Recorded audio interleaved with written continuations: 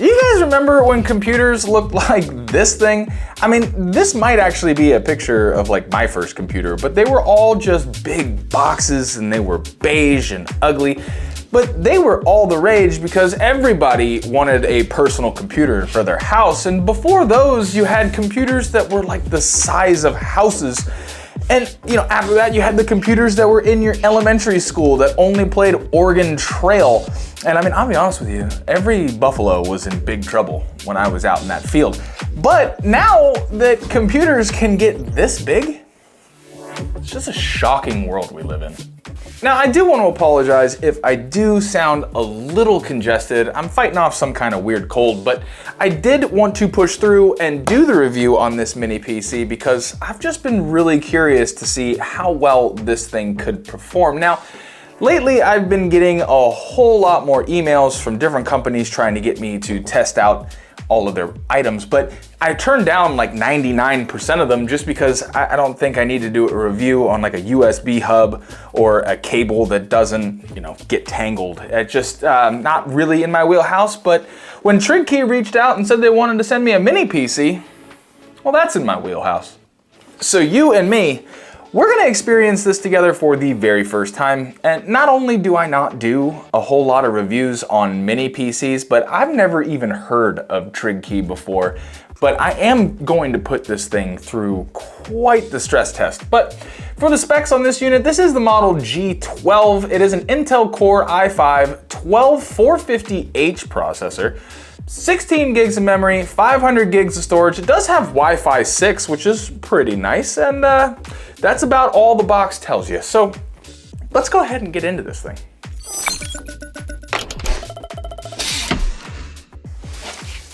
So it does have some pretty decent packaging. It's actually pretty heavy as well, but I'm pretty sure that's the power supply. Now, I'm always concerned about temps when it comes to these mini PCs. I always feel like they just overheat super fast. Now, I do have a mini PC attached to my TV, but I only use it to watch movies and it does pretty well. Now, this is the actual unit itself. Let's get it out of the plastic here. A lot of plastic. Oh, it's got a pretty decent little look. What's this flap for? I'll figure that out later. But I mean, it actually looks pretty good. It's got the Intel sticker on the front. It's a clean look. It takes up very minimal desk space. This thing is very tiny. So what else do we get in here? This looks like some kind of mounting bracket, probably to put on the back of a monitor. And then screws to mount it. And what is this? Oh, so this is your power and HDMI cable and a shorter. Yeah, so two different HDMI cables, a long one and a short one, and that is it. Now, like I said just a second ago, I am usually concerned about temps inside of these little things because just look at how little this tiny thing is. And you have an Intel i5 12th gen CPU in here, and those, they get pretty hot. Now, this unit does have perforation on two separate sides, plus the bottom is perforated, and you can see a heat sink here in the back. So hopefully there is some kind of fan in here to try and maintain temperatures before this thing just thermal throttles itself into not working at all. Now, as far as the aesthetics go for this PC, it is just about as low-key as you could possibly get, as it is just a gray box. But in the front here, you do get two USB 3.0s, a USB-C, an audio input jack, and a power button. And on the back here, you do have your LAN input, your USB 2.0s, you get two of those, DisplayPort input, and HDMI, and your power input. Well, let's go ahead and get it plugged into a monitor so that we can punish this little PC and see just how hot it gets. All right, so we are going to use the giveaway monitor for this test just because it was the closest one to me and I didn't want to go out to my garage to get another one. So we are also going to use the DisplayPort adapter instead of HDMI just because.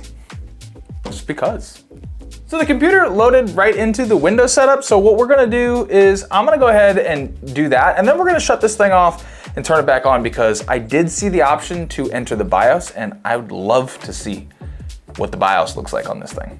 Okay, so it does have a fan in it, and it's moving quite a bit of air, and it's pretty silent. Hold on, let me see if you can hear it.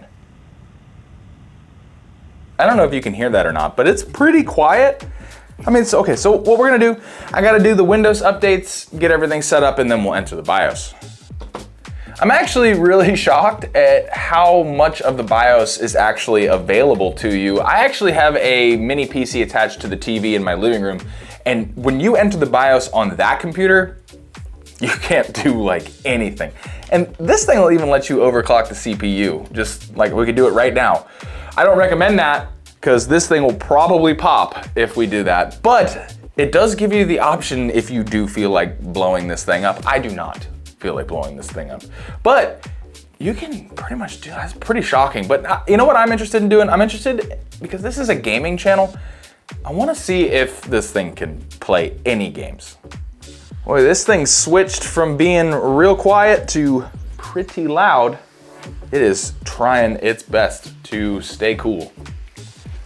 So regardless of the fact that I'm playing at like the strangest angle ever, it doesn't look that bad. I mean, this is very playable. I mean, obviously you're not getting like crazy frames. I mean, and it's playing at a 1080p with like very low settings, but for a system that doesn't, advertise itself as being a gaming system, it's playing games pretty well. I mean, you couldn't play AAA games, but you could definitely play this if you were, on the go, you were traveling or something, you wanted to bring something with you. This would absolutely fit in your carry-on.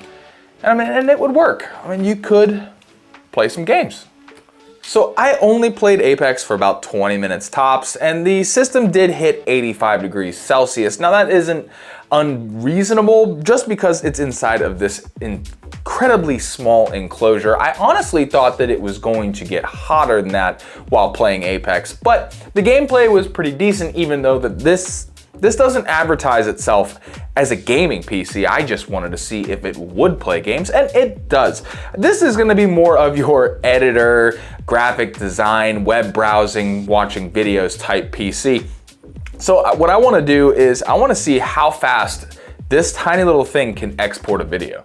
So I went ahead and downloaded Shotcut on the system, and I threw together just a compilation of clips that I had in my Dropbox. The total video length is only 7 minutes long, and what I'm gonna do is I'm gonna export this and see how long it takes for this system to export a 7-minute video. So exporting the video at 1080p took 6 minutes and 6 seconds. Let's go ahead and switch it to 4K and see how much longer it takes this system to export this file. So at 4K, it took this system 21 minutes and 15 seconds to download the exact same clip that we exported at 1080p.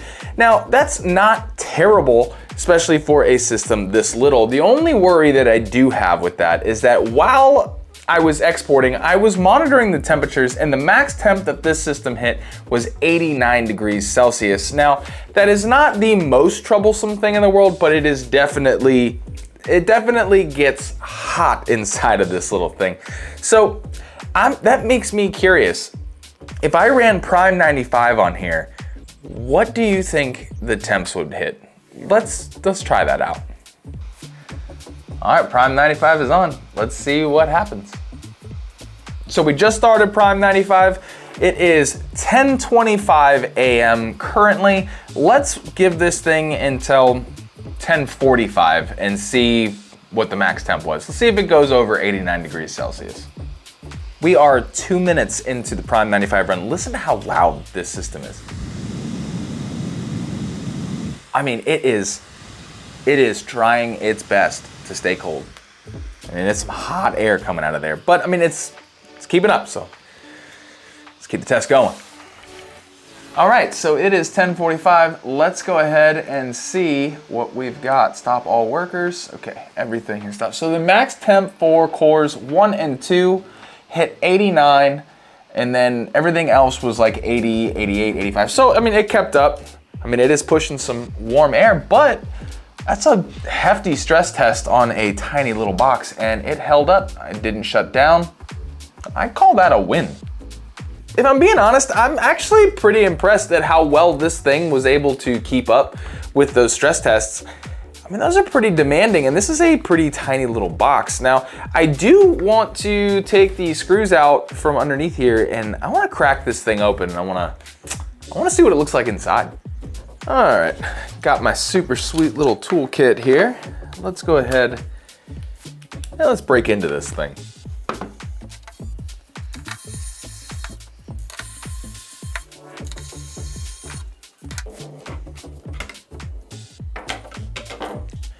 So that is an extremely small fan.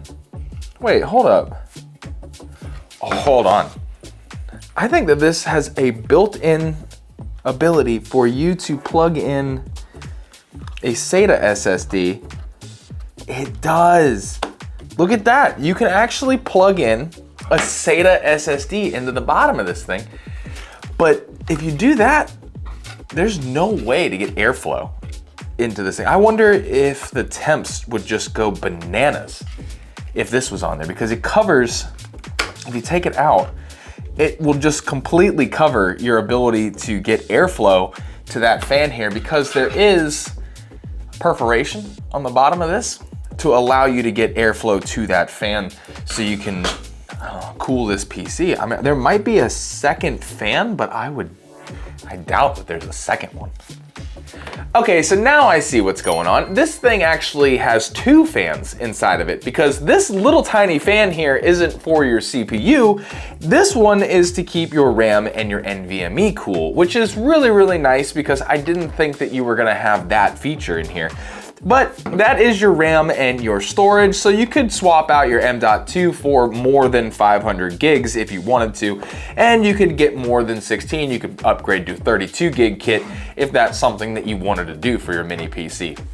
Now, unfortunately, I'm looking here and I do not see a way to break in any further into this build, because on the outsides, there is no way for me to, like, there's no screws, there's nothing, and these panels don't come off. And I'm not seeing a way for me to get the rest of it out, because I really wanted to see the CPU, because the CPU will be soldered onto the board, and I wanted to see what kind of cooling it had and if it needed more thermal paste or better thermal paste. But we are unfortunately not going to be able to dig that deep into this little thing. Now, is it worth $429? Now, I would say yes to that, just because this is the strongest of the 3 mini PCs that I have ever used. The one that I keep on my TV is just for web browsing. I mean, that thing is really old, and I think I only paid like $200 for that thing, and it can't do like anything. Now, the second one that I did was the Ace Magician one, and that review is on the channel. And that one was advertised as a gaming mini computer, and I'll be dead honest with you, the gameplay from this was as strong, if not stronger, than the Ace Magician one that actually says it's for gaming, and this one does not advertise itself anywhere as a gaming PC. So I would say that if you're looking for a mini PC, this is a pretty decent option. And I actually had a pretty good time goofing around on this thing. Hopefully they send me some more. But hey, if you don't want to pay $429 for a computer, you could always just join my giveaway, where I'm giving away a computer that has a 7800 X3D and a RTX 4080. All you need to do in order to qualify to win that computer is to be an active member of my Discord server. Links in the description. But I did have a whole bunch of fun here with you today. Make sure to hit that subscribe button, and remember that no matter where you are in the world, I hope that you're having a fantastic day, and I'm gonna see you in the next video.